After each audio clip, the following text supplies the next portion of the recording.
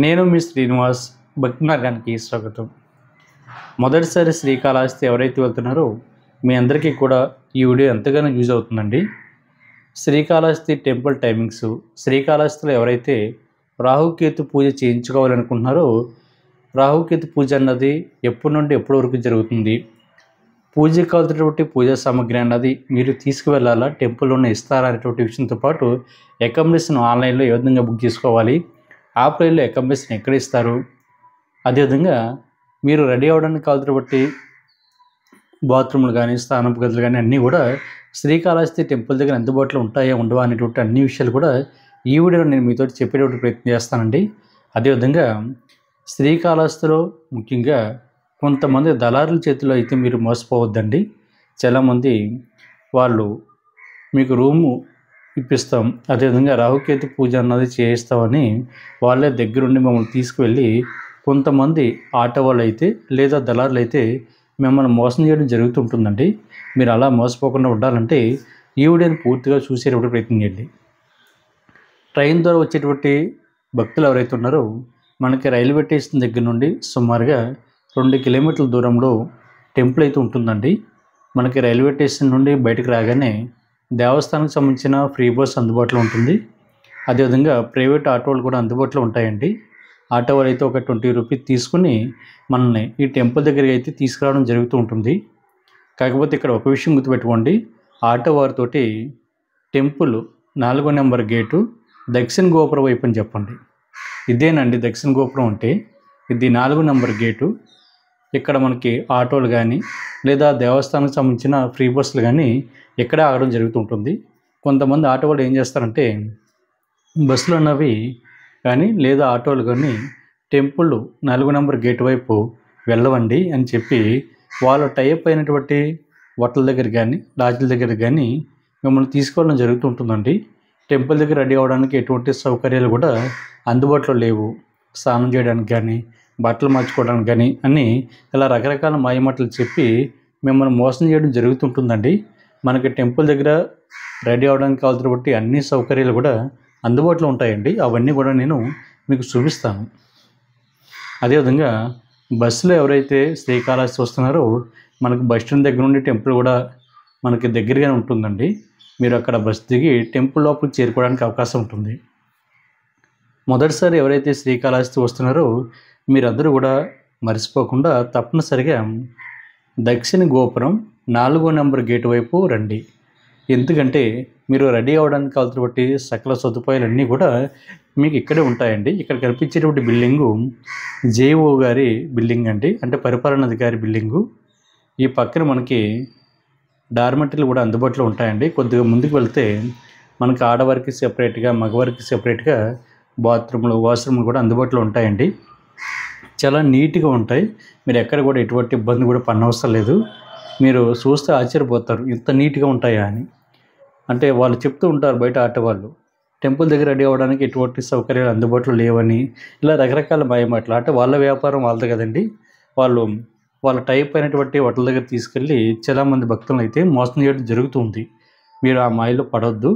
మీరు డైరెక్ట్గా ఈ టెంపుల్ దగ్గర రండి. ఎందుకంటే మీరు నైట్ టైం జర్నీ చేసుకుంటారు కాబట్టి మీరు ఫ్రెషప్ అవి స్వామివారి దర్శనం కానీ లేదా రాహుకేతు పూజకి కానీ చేయించుకోవడానికి వెళ్తుంటారు కాబట్టి మీకు ఇదే బెస్ట్ ఆప్షన్ అండి. అదేవిధంగా మనకి స్పెషల్ దర్శనం కూడా అందుబాటులో ఉంటుంది. ఇక్కడ చూడండి, ఇక్కడ చూపిస్తాను మీకు మొబైల్ ఫోన్ కానీ బ్యాగులు కానీ అదేవిధంగా మీకు చెప్పులు కానీ ఇక్కడ పెట్టుకోవడానికి అవకాశం ఉంటుంది. మనకి సెల్ ఫోన్ అయితే 5 రూపాయలు తీసుకోవడం జరుగుతుందండి. మన బ్యాగ్ కూడా 5 రూపాయలు తీసుకోవడం జరుగుతుంది. నేను ఇందాక చెప్పాను కదండి మీకు దక్షిణ గోపురం 4వ నెంబర్ గేట్ అని. ఇక్కడ చూడండి చాలా క్లియర్గా ఇచ్చారు. మనకి శ్రీకాళహస్తిలో సాక్షాత్తు పరమశివుడు శ్రీకాళహస్తీశ్వరుడిగా కొలువై ఉండి మనకి దర్శనం ఇవ్వడం జరుగుతుందండి. పంచభూత లింగాలలో వాయులింగం ఉన్న ప్రదేశం ఈ శ్రీకాళహస్తి. ఇక్కడ అమ్మవారు జ్ఞాన ప్రసన్నముగా కొలువై ఉండి భక్తులకి దర్శనం ఇవ్వడం జరుగుతుందండి. మీరు భక్త కన్నప్ప సినిమా చూశారు కదా, దానికి సంబంధించిన సబ్జెక్ట్ కూడా ఇక్కడే ఉంటుంది. మనకి శ్రీకాళహస్తీశ్వరుడు కింద ఉంటే భక్త కన్నప్ప టెంపుల్ పైన ఉంటారండి. 4వ నెంబర్ గేట్ వైపు మనకి ప్రసాదం కౌంటర్ కానీ అదేవిధంగా మొబైల్ ఫోన్ పెట్టుకోవడానికి కానీ మనకి స్వామివారికి దర్శనానికి ప్లస్ మనకి అంటే స్పెషల్ టికెట్ ఏదైతే ఉంటుందో అంటే 1500 కానీ 2500 రూపాయలు కానీ 5000 రూపాయల టికెట్ తీసుకోవడం కూడా ఇక్కడి నుంచి ఈజీగా ఉంటుందండి. అదేవిధంగా మనకి ప్రతిరోజు కూడా ఉదయం 11 గంటల నుండి స్వామివారికి అన్నప్రసాదం కూడా పెట్టడం జరుగుతుందండి. అది కూడా ఈ 4 నెంబర్ గేట్ వైపే. అదేవిధంగా మనకి అకామిడేషన్ అయితే డైరెక్ట్గా వచ్చిన అకామిడేషన్ అయితే ఇవ్వడం జరుగుతుంది. లేదనుకుంటే మీరు ఆన్లైన్లో కూడా అకామిడేషన్ అయితే బుక్ చేసుకోవడానికి అవకాశం ఉంటుందండి. చూసారు కదా, ఇక్కడ లేడీస్కి సెపరేట్గా బాత్రూమ్లు ఉన్నాయి. అదేవిధంగా దీని పక్కన మగవారికి కూడా బాత్రూమ్స్ అందుబాటులో ఉంటాయండి. కాబట్టి అదేవిధంగా మీరు రెడీ అవ్వడానికి కావాల్సిన బట్టి డార్మిటరీ కూడా దీని పక్కన ఉంటుందండి. అది కూడా చూపిస్తాను మీకు. మనకి శ్రీకాళహస్తిలో సాక్షాత్తు 3 మూగజీవులకి మోక్షం కలిగించడం వల్ల ఇక్కడ శ్రీకాళహస్తీశ్వరుడు అనేటువంటి నేమ్ వచ్చింది. ఈ విలేజ్ కూడా శ్రీకాళహస్తి అని పేరు రావడం జరిగిందండి. మనకి సాలిపురుగు, ఏనుగు, పాము ఈ మూడాటికి కూడా స్వామివారు మోక్షాన్ని అయితే ప్రసాదించారు. దానికి సంబంధించిన బట్టి ఇమేజ్ ఇక్కడ చూడొచ్చండి, చూపిస్తాను ఇక్కడ. మనకి ప్రయాణం ఉన్న శివలింగంగా మనకి శ్రీకాళహస్తిలో ఉన్నటువంటి ఈ లింగాన్ని అయితే పిలుస్తారండి. పంచభూత లింగాలలో వాయులింగం ఉన్న ప్రదేశం మాట ఇది. మనం టెంపుల్ లోపలికి వెళ్ళిన తర్వాత ఇక్కడ మీరు చూడండి, ఇది మనకి ఎంట్రన్స్. ఇక్కడ ప్రతిరోజు కూడా టెంపుల్ అన్నది తెల్లవారుజామున 5:30 నుండి మనకి సుప్రభాత సేవ నుండి టెంపుల్ అయితే ఓపెన్ అవుతుందండి. రాహుకేతు పూజ అయితే మనకి ప్రతిరోజు ఉదయం 6 గంటల నుండి సాయంత్రం 6 గంటల వరకు జరుగుతాయి. 500 రూపాయల టికెట్ ఎవరైతే తీసుకుంటారో రాహుకేతు పూజ, మనకి ఇక్కడ కనిపించేటువంటి మండపాలు ఉన్నాయి కదండి, ఈ మండపాల్లో అయితే పూజ అయితే జరుగుతుంటుంది. టికెట్ కాస్ట్ మనకి 5 రకాల రేట్లు అందుబాటులో ఉంటుందండి. 500 రూపాయలు, 750 రూపాయలు, అదేవిధంగా 1500 రూపాయలు, 2500 రూపాయలు, అదేవిధంగా 5000 వరకు కూడా మనకి అందుబాటులో ఉంటుంది. మీకు నచ్చిన రేట్లో టికెట్ అయితే తీసుకుని మీరు పూజ అయితే చేయించుకోవడానికి అవకాశం ఉంటుందండి.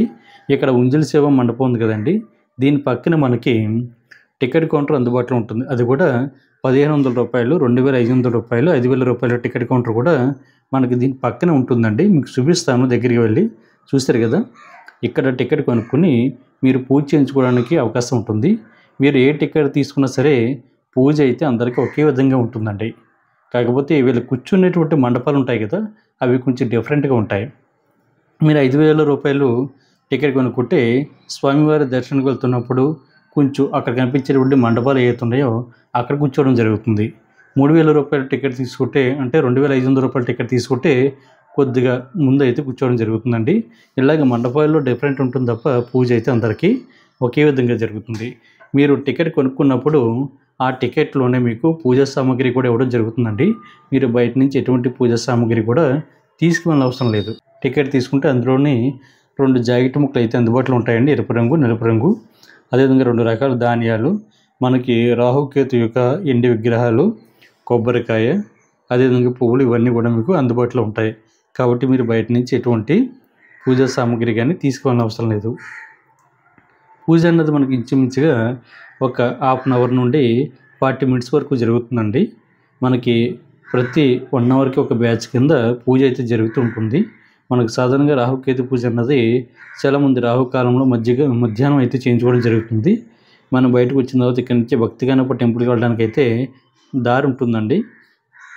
4 నెంబర్ గేట్ నుంచి లెఫ్ట్ సైడ్ వస్తే మనకి షాప్ ఉన్నాయి కదా, దాని పక్కన మనకి దారి ఉంటుంది. కొండపైకి వెళ్ళి భక్తిగానప్ప టెంపుల్ కూడా చూడొచ్చు. చూసారు కదా, దక్షిణ గోపురం, 4 నెంబర్ గేటు. టికెట్ ఇక్కడ చూడండి, రేట్లు కూడా చూపిస్తాను. 500 రూపాయలు, 750 రూపాయల టికెట్ అన్నది మనకి లోపల దక్షిణ గోపురం నుండి లోపలికి వెళ్ళిన తర్వాత శివయ్య గోపురం ఉంటుంది, అంటే 2వ గోపురం ఉంటుందండి. అక్కడైతే టికెట్ అయితే తీసుకోవాలి. ఇందాక చెప్పాను కదా మీకు, 1500 కానీ 2500 కానీ 5000 రూపాయల టికెట్ అయితే ఉంజల్ సేవ మండపం దగ్గర తీసుకోవాలండి. దీని పక్కన మనకి నిత్యాన్నదానానికి మనకి హాల్ కూడా ఉంటుందండి. ప్రతిరోజు కూడా ఉదయం 11:30 నుండి మనకి మధ్యాహ్నం 2-3 గంటల వరకు కూడా స్వామివారికి అన్నప్రసాదం అయితే పెట్టడం జరుగుతుంది. ఈ 4 నెంబర్ గేట్ వైపే సకల సదుపాయాలు అన్నీ కూడా మీకు అందుబాటులో ఉంటాయి.